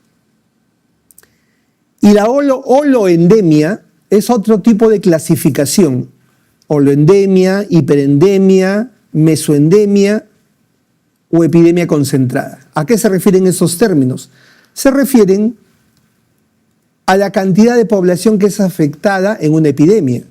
Por ejemplo, si de una población total el 10% o menos es afectada por la enfermedad, se habla de una epidemia concentrada o hipoepidemia, o algunos le llaman hipoendemia. A la práctica es lo mismo. Entonces, hipo menos del 10%. Del 10% hasta el 50% de población que esté afectada por la enfermedad en cuestión, se habla de una mesoendemia o mesoepidemia. Meso, de 10 a 50%. De 50 a 75% estamos hablando de una hiperendemia o hiperepidemia. Hiper, del 50 al 75%. Y si más del 75% de la población está afectada, se habla de una holoendemia, que es lo que estamos mirando en la alternativa E, holoendemia, o también llamada holoepidemia, ¿no?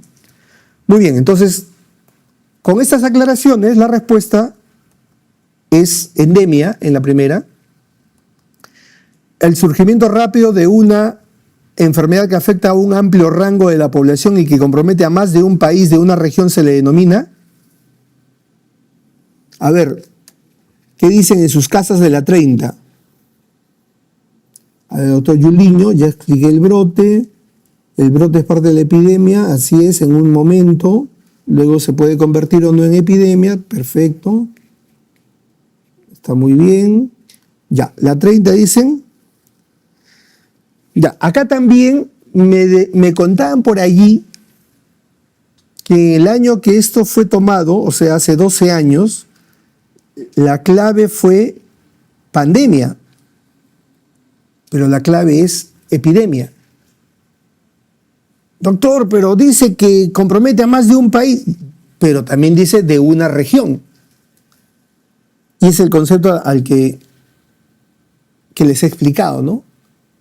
Esto significa que la enfermedad está en Perú, en Brasil, en Bolivia, en Argentina, en Paraguay, en Uruguay, en Colombia, en Venezuela, en Ecuador. Ahí está la enfermedad. Pero sigue estando en América. O sea, no puede ser pandemia la respuesta.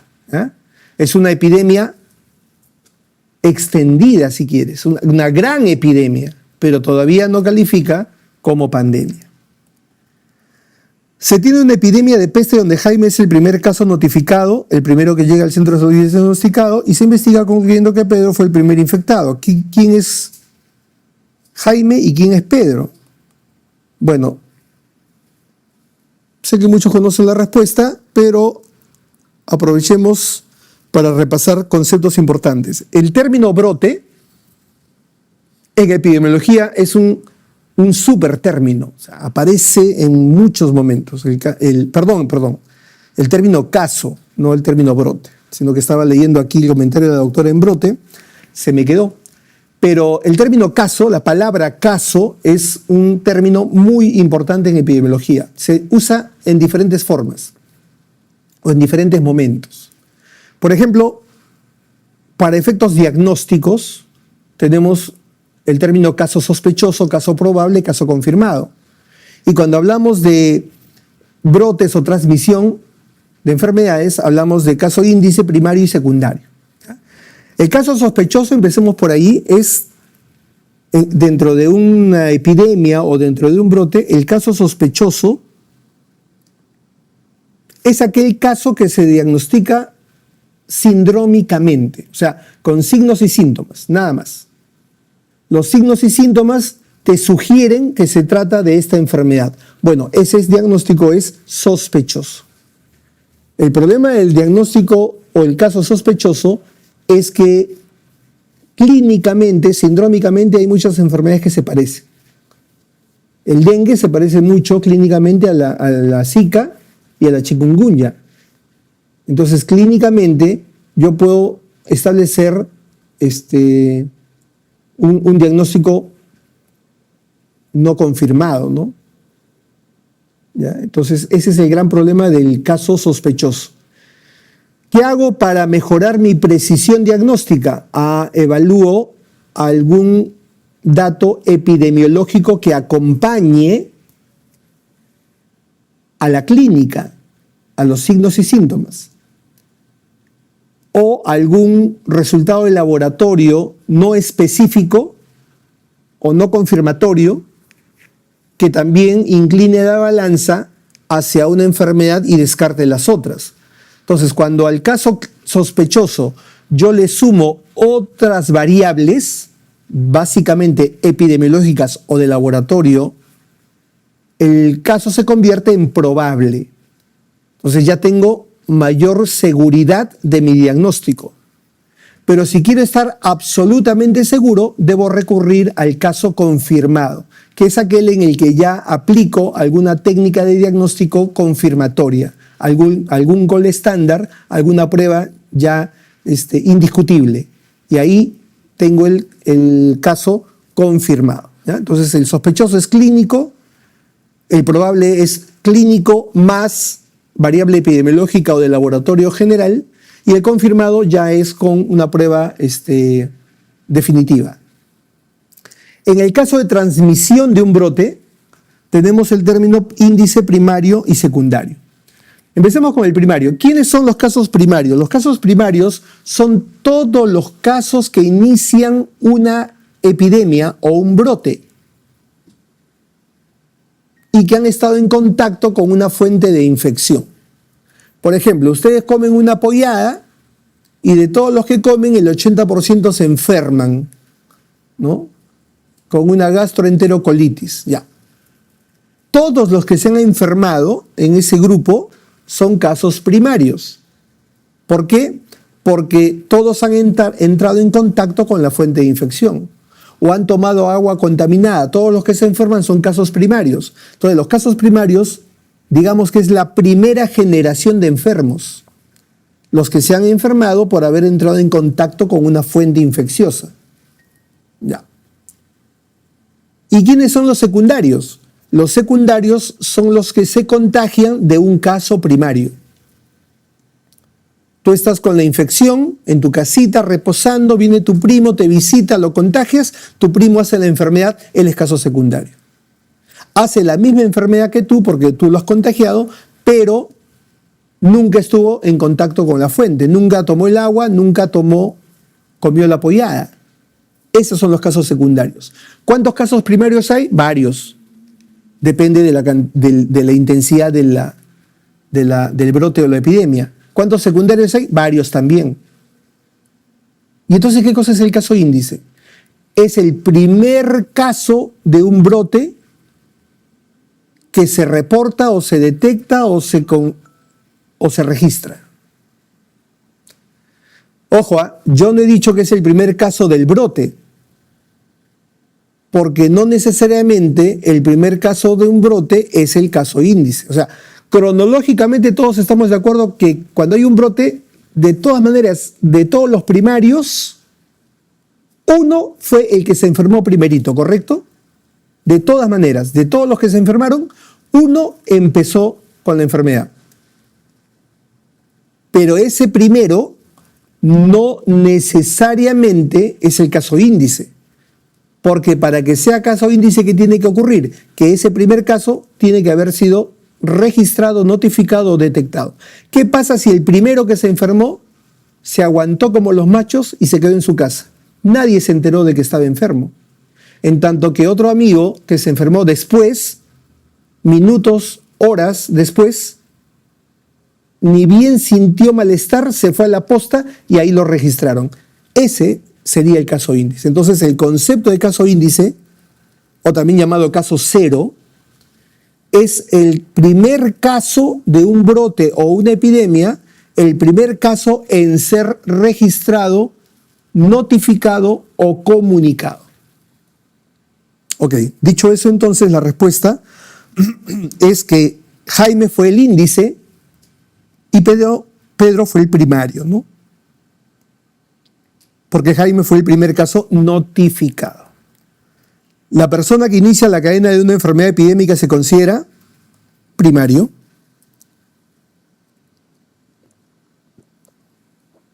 Ya está explicado. Se cuenta con un excelente programa de manejo y control de diabetes mellitus tipo 2. Si en el año anterior han sido incorporados nuevos casos con factor de riesgo de índice de masa corporal mayor de 30, ¿cuál es la situación epidemiológica más probable? A ver, no, me desconecté. Si en el año anterior se incorporaron nuevos casos. El año anterior se incorporaron nuevos casos. Lo más probable es que este año haya habido un incremento de la prevalencia, porque los casos nuevos fueron el año pasado. Pregunta capciosa, hay que leerla con cuidado, porque muchos pueden marcar la A, ¿ya? Y esto me permite recordar que hay una relación casi religiosa entre prevalencia, incidencia y duración o tiempo de la enfermedad, que es la que ustedes ven ahí, el famoso PIT. La prevalencia depende directamente de la incidencia y del tiempo de enfermedad.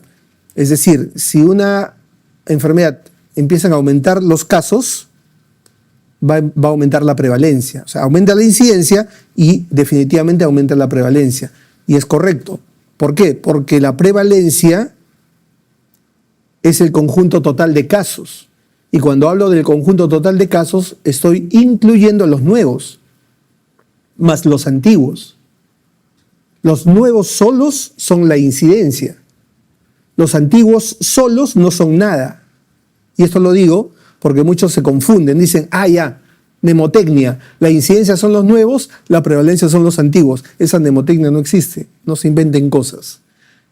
La prevalencia son todos, nuevos más antiguos. No existe la manera como diferenciar solo antiguos y en todo caso, si lo hicieras, eso no tiene nombre propio.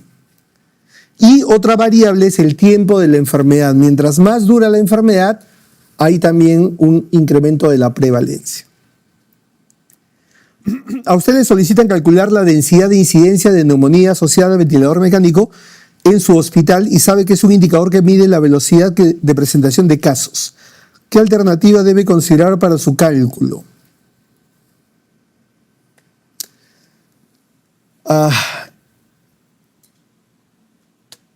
Yo sé por experiencia personal que la mayoría de médicos generales, cuando egresamos de la universidad, tenemos muy poco conocimiento epidemiológico y mucho menos estadístico. Eso es algo de lo que soy absolutamente empático. Colegas jóvenes aún, no lo duden.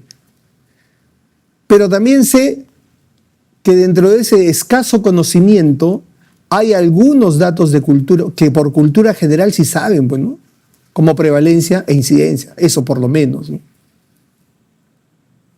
La prevalencia, ya lo dije, el total número de casos, el número total de casos que hay de una enfermedad en una población en un momento determinado, así suena la definición oficial. Y la incidencia es el número total de casos nuevos.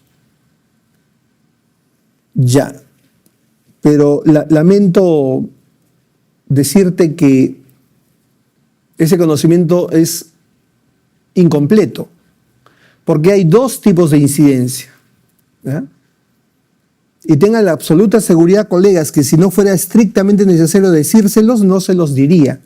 Lo que pasa es que como en esta pregunta vienen preguntas de los dos tipos de incidencia. Una se llama la incidencia acumulada, también denominada proporción de incidencia o también llamada riesgo absoluto. Otra vez los sinónimos a la carta. ¿Cuál es el problema?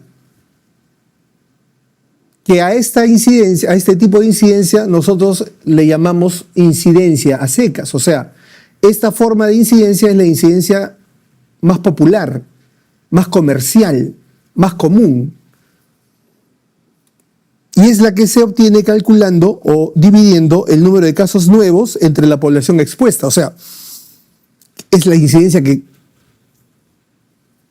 la mitad del planeta conoce, ¿no? Cuando hablas de incidencia, esto es lo que se te viene a la cabeza. Casos nuevos entre población expuesta. Pero existe la otra, que si bien es cierto, de 10 preguntas, solo una tiene que ver con esta otra, es una, pues, y hay que tomarla en cuenta. Y me refiero a la densidad de incidencia, o también llamada tasa de incidencia, que es el cociente que se obtiene al dividir los casos nuevos, es el mismo numerador del anterior, pero aquí está la diferencia. No divide entre la población expuesta, sino divide a los casos nuevos entre el tiempo de exposición. En otras palabras, la incidencia acumulada, o comúnmente llamada incidencia para todos nosotros, divide personas entre personas, casos nuevos entre población, personas entre personas. En cambio, la tasa de incidencia o densidad de incidencia divide personas entre tiempo. ¿Ya? Y esa es la gran diferencia entre una y otra.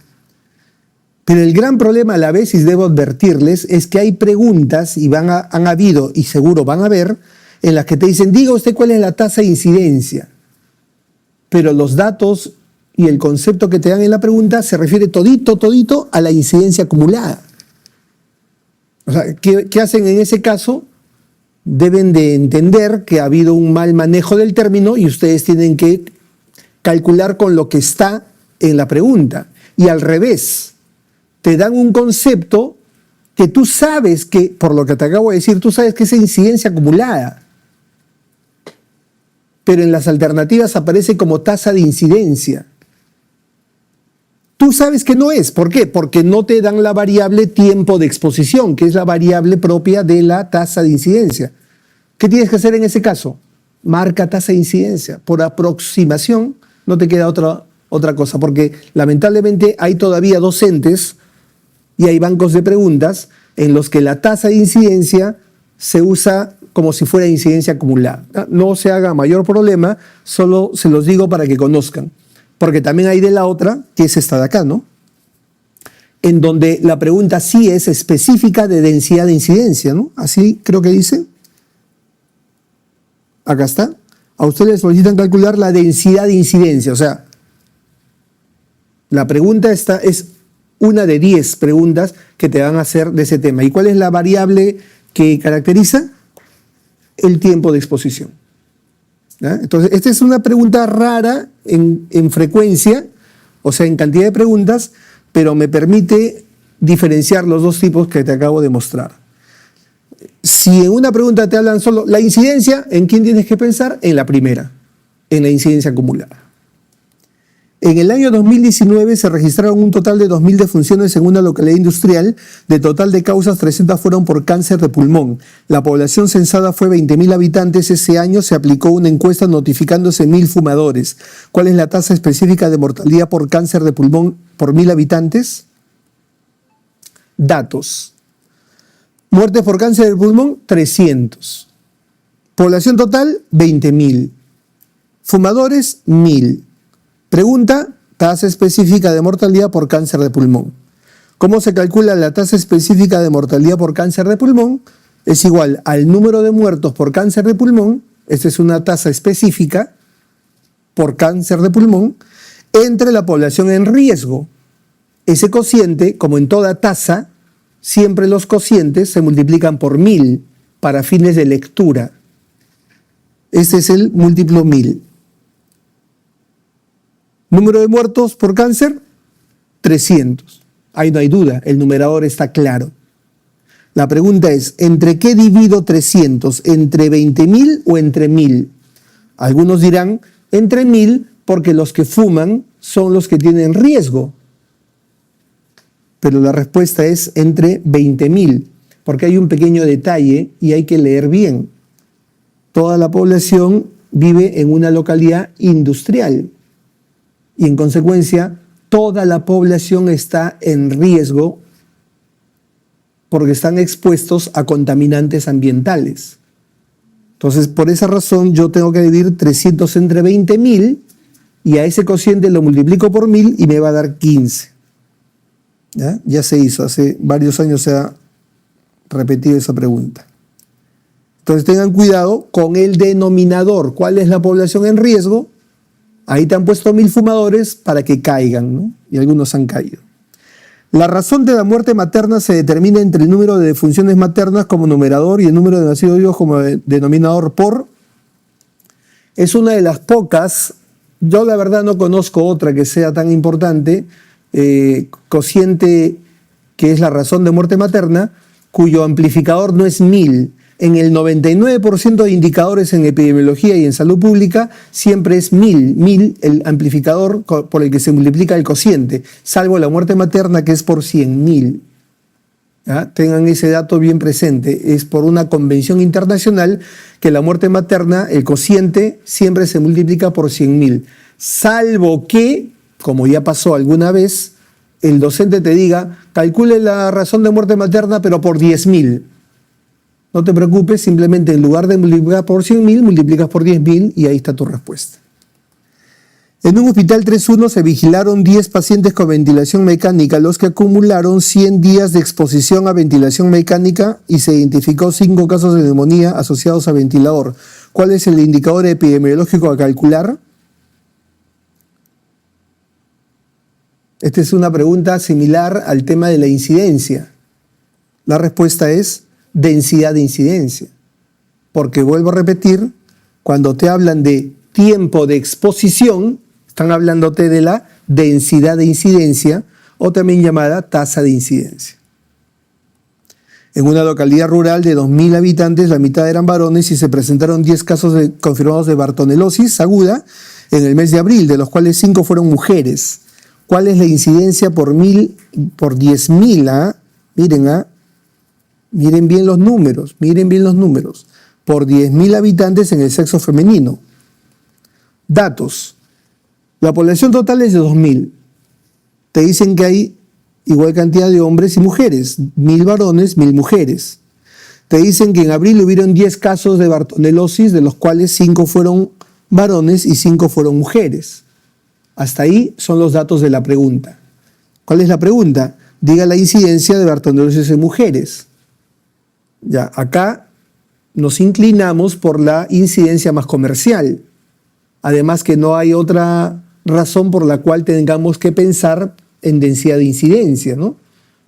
¿Cuándo y solo cuándo tendríamos que pensar en densidad de incidencia si en la pregunta hay alguna variable que diga tiempo de exposición, que no es el caso en esta pregunta?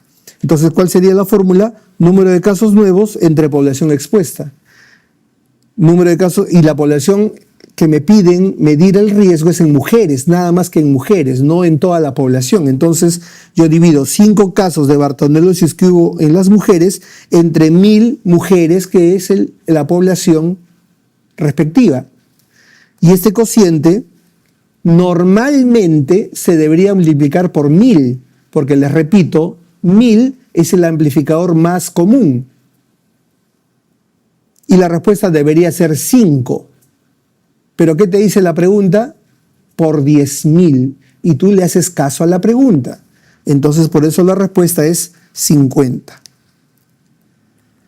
¿Cuál es el mejor indicador para determinar el riesgo absoluto de enfermar o morir en una población? ¿Qué es el riesgo absoluto? Imagino que algo conocen del riesgo relativo, del que hablaremos más adelante. Pero si hay riesgo relativo, ¿qué cosa es el riesgo absoluto? Si recuerdas lo que te dije hace unos minutos, el riesgo absoluto es el otro nombre que se le da a la incidencia acumulada o a la proporción de incidencia. O sea, es la incidencia. ¿Y por qué marco la A? Sabiendo que no es la A porque es la más próxima. No es tasa de incidencia. El riesgo absoluto es incidencia acumulada. Pero ante la evidencia de cuáles son las alternativas, queda claro que la tasa de incidencia es la más aproximada al concepto. Eso es lo que les decía hace rato, cuando hay que saber marcar, a veces no es la exacta, pero es la aproximada. Se tiene que la tasa de incidencia de una enfermedad es 3 veces mayor en varones que en mujeres, pero las tasas de prevalencia no muestran diferencias por sexo. ¿Cuál de las siguientes propuestas es la mejor explicación a esta situación? Esta es una pregunta bonita, complicada en su operación, pero es simpática, siempre me cayó bien, porque se aplica el PIT. ¿Qué cosa era el PIT? La fórmula que relaciona la prevalencia con la incidencia y el tiempo de enfermedad. ¿Ya? A ver, ¿qué datos te da la pregunta?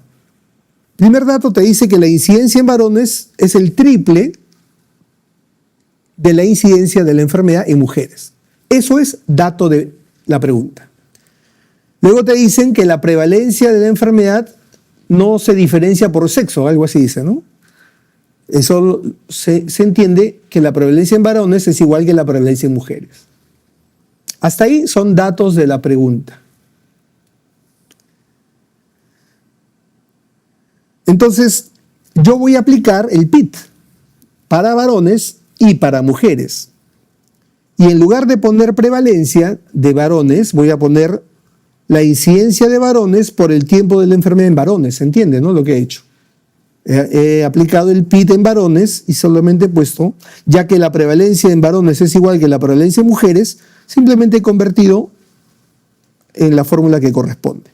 Igual con las mujeres, la prevalencia en mujeres equivale a la incidencia de la enfermedad en mujeres por el tiempo de la enfermedad en mujeres. ¿Hasta ahí todo bien? ¿Seguimos LOTEP?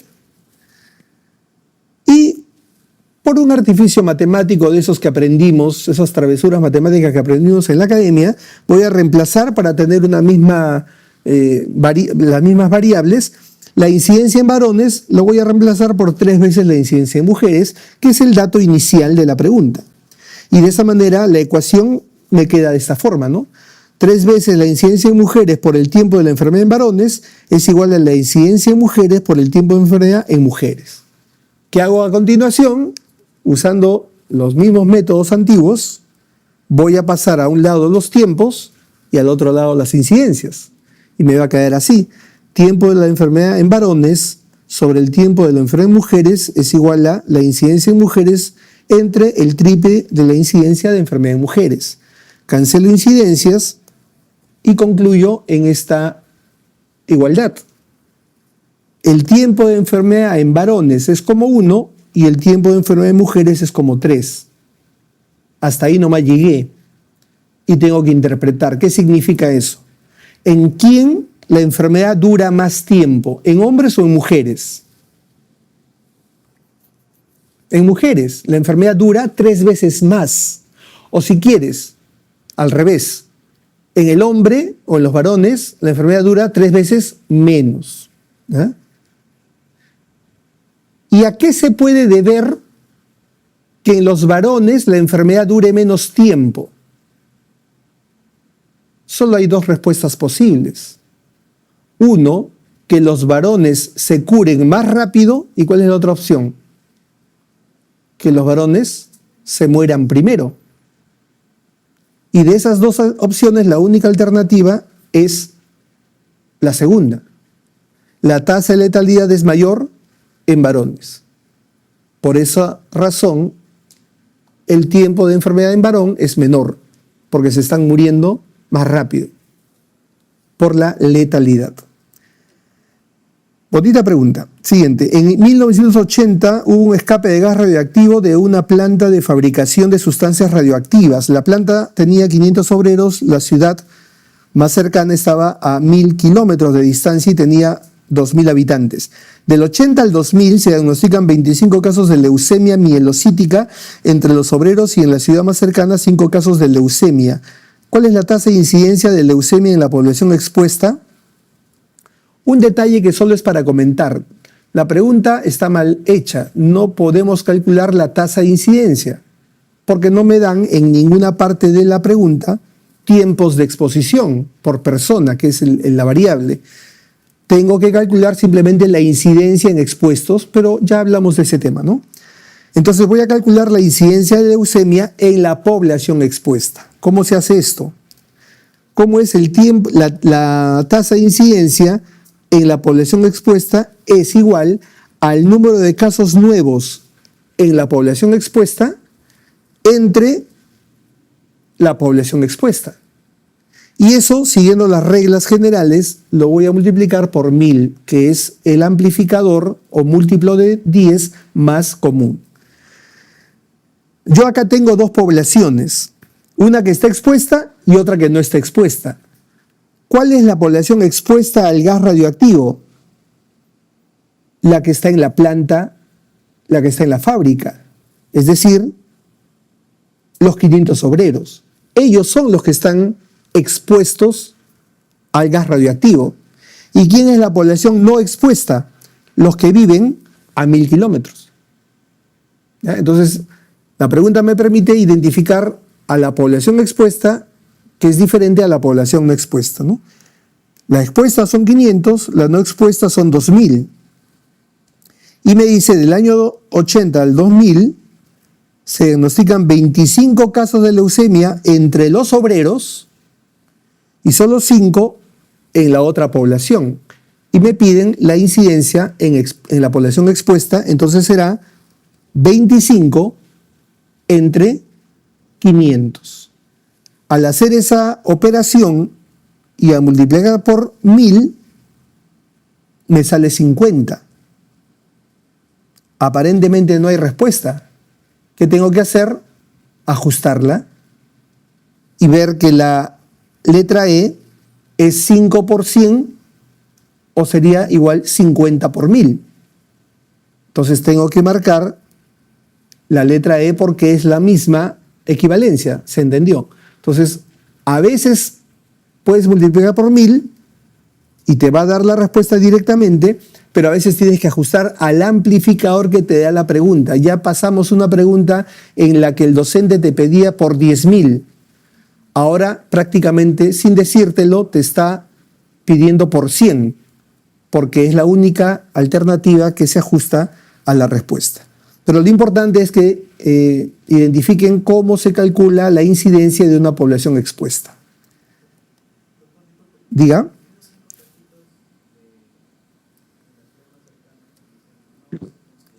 No, claro que no. Salvo que en otra pregunta a continuación te digan, ¿y cuál sería la incidencia en la población no expuesta?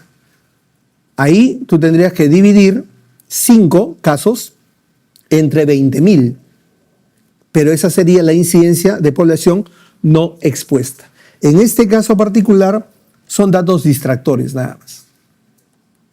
Una tasa de incidencia expresada en porcentaje y aplicada a población específica en una epidemia, ya, este es un concepto cerrado, es un concepto propio, se llama tasa de ataque. ¿Qué cosa es una tasa de ataque?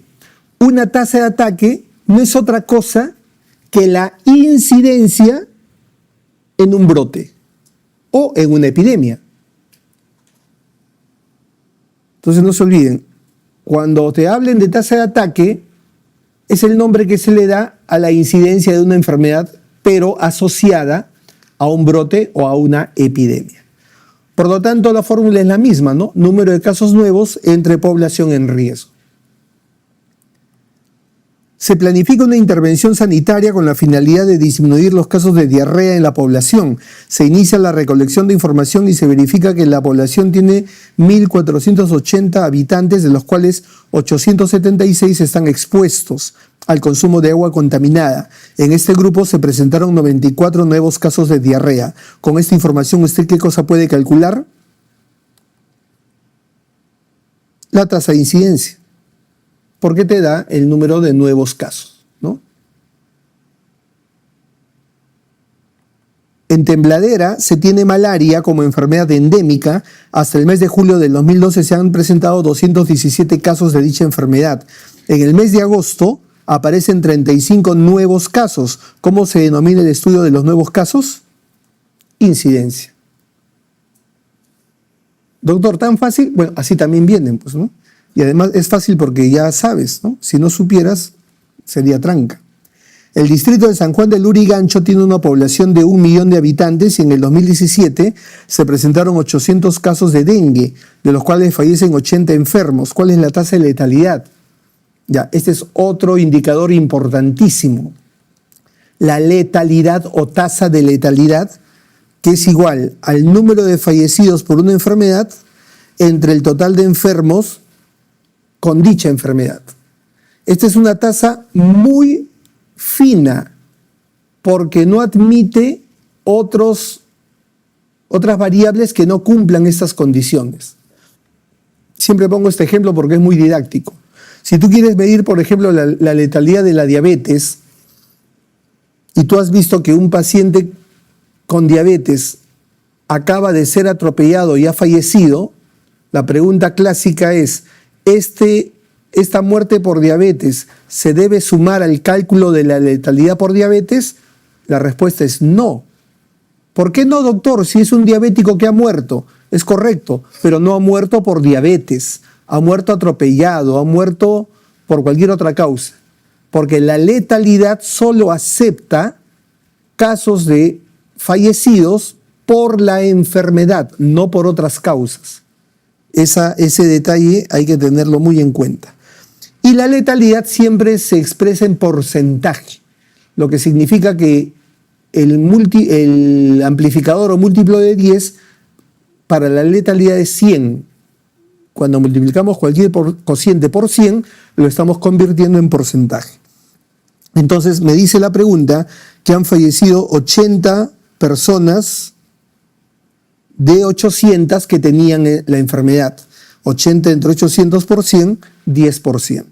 ¿Ya? O sea, han fallecido 10 personas por dengue, entre 80 personas por dengue, perdón, ¿cómo dice acá? Sí, 800 casos de dengue, de los cuales han fallecido 80 personas con esa enfermedad. 80 entre 800, esa es la tasa de letalidad. ¿Cuál de los siguientes estudios epidemiológicos corresponde al estudio que no tiene direccionalidad y parte de una población de estudio extraída de una población de referencia dentro de la cual buscaremos enfermos y sanos, expuestos y no expuestos en un momento, pero en un momento del tiempo? Eso se llama la tasa, el estudio de prevalencia o estudio transversal. En un momento más vamos a hacer un pequeño repaso de todos los diseños epidemiológicos, ¿ya? ¿Cuál es la segunda causa de muerte materna en el Perú? La primera causa es la hemorragia, la segunda causa es la preeclampsia y la tercera causa es la sepsis o infección puerperal. Entonces la respuesta es preeclampsia, porque me piden la segunda causa de muerte materna. Aunque en los últimos años, entre la hemorragia y la preeclampsia, ahí están que se pelean el primer lugar, ¿eh? Pero todavía se considera que a nivel nacional la hemorragia por algunos puntos le sigue ganando la preeclampsia. Pero no se extrañen que esto cambie dentro de un tiempo relativamente corto. La proporción de personas que enfermaron en relación con las expuestas a un agente infeccioso corresponde a la tasa de... Esa es la tasa de ataque que vimos hace un momento, ¿no? Es decir, la incidencia en un brote o en una epidemia. En una reunión de 200 personas se presenta un brote de 100 casos de vómito, diarrea, náuseas, cefalea, relacionados al consumo de sándwich de jamón y queso, confirmándose su etiología por estafilo. Se presenta el siguiente cuadro estadístico. ¿Cuál es la tasa de ataque de los expuestos? Ya, esta tabla es fácil de leer, ¿no? Vas a tener gente expuesta y gente no expuesta. Hay 100 expuestos, 100 no expuestos. ¿Qué significa expuesto? En el caso de la pregunta, los que comieron el sándwich, ¿ya? Entonces, 100 personas comieron el sándwich y 100 personas no comieron el sándwich, ¿no? Y de las cuales 100 personas se enfermaron y 100 personas están sanas.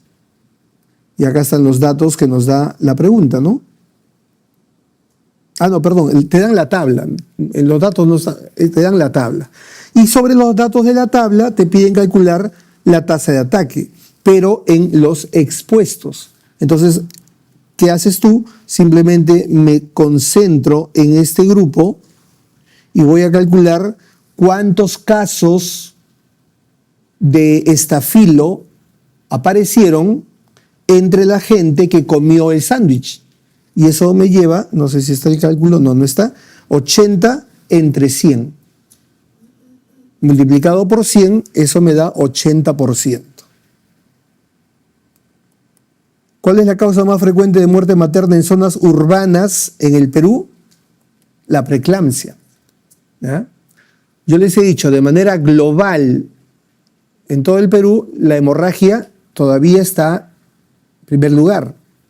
Segundo lugar, la preeclampsia. Pero si solamente nos concentramos en zonas urbanas, la preeclampsia pasa a primer lugar. Y si solamente nos concentramos en zonas rurales, la hemorragia está en primer lugar, ¿ya?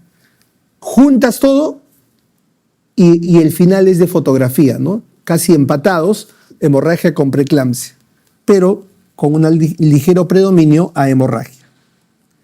Tasa utilizada para medir brotes epidémicos, tasa de ataque. En una comunidad de 460 habitantes se realizó un evento social y asistieron 87 personas, las cuales consumieron alimentos preparados por los organizadores. Horas más tarde, 39 de los participantes presentaron intoxicación alimentaria. ¿Cuál es la tasa de ataque? O sea, la incidencia de ese brote. La cantidad de enfermos entre la cantidad de gente expuesta. ¿Cuántos se enfermaron? 39. ¿Cuántos consumieron? 87. 39 entre 87, eso te va a dar la letra D. Ya es matemática lo que tienes que desarrollar. Pero ese es el concepto de tasa de ataque. Los casos nuevos que se presentaron en ese brote entre la gente que estuvo expuesta, en este caso que consumieron el alimento. En un colegio de la comunidad en donde estudian 500 alumnos, se llevó a cabo un almuerzo donde participaron 75 alumnos de la promoción y 25 profesores. Posteriormente, 25 de ellos presentaron salmonelosis. ¿Cuál es la tasa de ataque? Otra vez, ¿cuántos se enfermaron y entre cuántos comieron? Y eso nos lleva al 25%. Claro, pues, ¿no? 25 presentaron salmonelosis. ¿Y cuántos dice que comieron? Comieron 100 personas. 75 alumnos, 25 profesores. ¿Interesa eso? No interesa. Interesa solo la suma total de los que consumieron. En un distrito con 10.000 habitantes, en un año nacen 300 niños, de los cuales fallecen en el mismo periodo 5 de sexo femenino y 10 de sexo masculino. ¿Cuál es la tasa de mortalidad infantil por 1.000 nacidos vivos? Excelente pregunta para repasar en este caso la tasa de mortalidad infantil, ¿no? Ya hemos revisado tasas de mortalidad específica, hemos revisado tasa de ataque, hemos revisado tasa de letalidad, la razón de muerte materna, y no podía faltar en la colección la tasa de mortalidad infantil, que se calcula dividiendo el total de niños fallecidos menores de un año entre el total de nacidos vivos. Y, salvo que haya alguna condición contraria, siempre se multiplica por 1.000. ¿Eh? Entonces, simplemente trato de identificar cuántos niños menores de un año han fallecido, y la suma es de 15. O sea, 5 varones, 5 mujeres, 10 varones. ¿Entre qué divido eso? ¿Entre 10.000 o entre 300? Esa puede ser la duda. Entre los nacidos vivos, que según el problema o la pregunta son 300 que nacen en ese año. Entonces divido 15 entre 300 y lo multiplico por 1.000 y me da 50. ¿Eh? Entonces ya tienen una tasa más. ¿Cuál de los siguientes es el mejor índice para hacer comparaciones internacionales? Ya, esto es más que nada concepto. Cuando tú quieres comparar una tasa de enfermedad o de mortalidad, cualquiera de las tasas, entre dos países o dos comunidades o dos poblaciones que tienen características demográficas bastante diferentes, como por ejemplo que haya mayor población adulta mayor en un grupo que en el otro, o que haya mayor cantidad de niños en un grupo que en el otro, etcétera, etcétera. O sea, poblaciones cuyas características demográficas sean bastante distintas. Lo que se tiene que hacer para poder comparar una tasa entre esas dos poblaciones es recurrir a un procedimiento que se llama la estandarización de tasas o el ajuste de tasas. Esto con la finalidad de no cometer un sesgo de comparación. ¿Ya? Entonces, para evitar ese error o sesgo, se hace el ajuste o estandarización de tasas, que es un proceso matemático que en este momento pues no lo vamos a repetir, pero que tiene como finalidad evitar errores de comparación. Por eso la respuesta es tasa de mortalidad ajustada por edad. ¿Ya? En este caso se puede ajustar por edad, se puede ajustar por género, se puede ajustar por tipo de población. Si una población es eminentemente rural y la otra eminentemente urbana, se ajusta por lugar de residencia, etc. Hay diferentes variables por las que uno puede ajustar una tasa para poder comparar dos poblaciones. El número de recién nacidos vivos que mueren antes de los 28 días de vida constituye el numerador de una tasa más para su colección. Esto corresponde a la tasa de mortalidad neonatal. ¿Ya? A ver, aprovechemos ya que estamos por el barrio del neonato. ¿Y cómo se llamaría la tasa si calculas la mortalidad de los niños desde que nacen hasta los 7 días de vida? Esa sería la mortalidad neonatal precoz. ¿ya? De 0 a 7 días. Y si calculas la mortalidad de los niños de entre 7 a 28 días, esa sería la mortalidad neonatal tardía. Tardía. De 0 a 7 precoz, de 7 a 28 tardía. Y si calculas la mortalidad de los niños después de los 28 días hasta el primer año, eso se llama la mortalidad postneonatal. Postneonatal. Y si calculas la mortalidad de todos los niños desde que nacen hasta el primer año de vida, ¿cómo se llama esa mortalidad? Infantil. ¿Qué tienen en común la mortalidad neonatal precoz, tardía, postneonatal y la infantil? Que esas 4 tasas tienen como denominador los nacidos vivos, ¿ya? Esa es la característica en común de esas 4 tasas. ¿Y qué otro indicador importante tiene como denominador nacidos vivos? La muerte materna. La razón de muerte materna también divide al número de muerte materna entre los nacidos vivos. En el año 2003 se reportaron 80 casos nuevos de dengue hemorrágico en una población de 25.000 habitantes, de los cuales 5 fallecieron. La incidencia y la letalidad de la enfermedad fueron... Bueno, primero, ¿cuál sería la incidencia? Dice, se reportaron 80 casos nuevos de dengue hemorrágico en una población de 25.000. La incidencia sería 80 entre 25.000.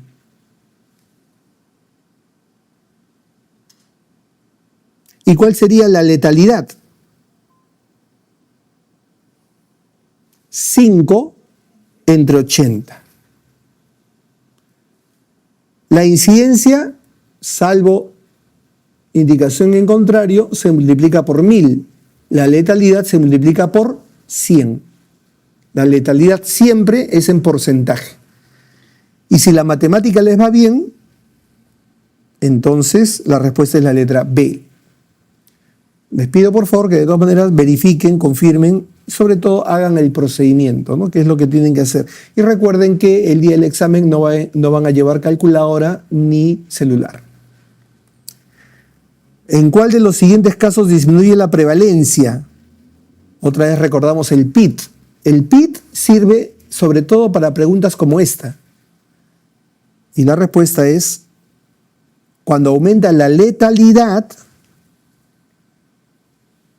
disminuye la prevalencia, queda claro. Porque si aumenta la letalidad, ¿qué cosa ocurre con el tiempo de la enfermedad? Disminuye. Y al disminuir el tiempo de enfermedad porque se muere la gente antes de, entonces eso disminuye también la prevalencia. Entonces cuando aumenta la letalidad de una enfermedad, la prevalencia disminuye porque hay menos casos, porque hay menos enfermos. Los ensayos clínicos tienen 3 pilares básicos para su ejecución: randomización, brazo de estudio y... Ya, esta pregunta fue en su momento bien rebuscada, ¿ya? Sobre todo por el término brazo de estudio. ¿Qué cosa es un brazo de estudio? Bueno, randomización significa aleatorización, ¿no? Entonces, cuando tú hablas de un estudio randomizado, estás hablando de un estudio aleatorizado. Ya, ese está bien, es una característica propia de los ensayos clínicos, o sea, de los experimentos que sirven para probar nuevos medicamentos, nuevas vacunas. Ya. Eso está bien. El brazo de estudio se refiere al grupo de control. ¿Ya? O sea, hablar de brazo de estudio es hablar del grupo de comparación. Hay un grupo experimental que recibe la droga en estudio o la vacuna en estudio y debe haber otro grupo de comparación que también le llamamos grupo de control o rara vez brazo de estudio, pero a eso se refiere. Y la tercera característica es el cegamiento. En los ensayos clínicos es muy importante aplicar el simple ciego, doble ciego y triple ciego, es decir, lograr que todas las personas que están participando en el estudio, no permitir que su subjetividad pueda influir en los resultados. Y eso implica cegarlos, es decir, el paciente no debe saber si está recibiendo la vacuna o está recibiendo otra cosa. El investigador tampoco debe saber a quién le da la vacuna y a quién le da el agüita o el suero. Y el que procesa los datos tampoco debe saber de quién vienen los datos, para evitar cualquier conflicto de intereses que pudiera alterar los resultados. Para lograr eso, cegamos a los tres, o sea, no dejamos que sepan, que vean de qué se trata, y a eso se le llama el cegamiento en 3 niveles: simple, doble y triple ciego. Usted es el responsable de epidemiología en una DIRI. Se acaba de producirse un brote por enfermedad transmitida por alimentos. Si quiere determinar de manera rápida la probable causa del brote, ¿cuál es el tipo de estudio más adecuado? El más adecuado son los casos y controles. Pero para poder explicar y desarrollar las preguntas que a partir de ahora vienen sobre diseños epidemiológicos, vamos a hacer un pequeño corte en este momento por 10 minutos, por favor, para continuar la segunda parte. ¿Ya? 10 minutos, por favor.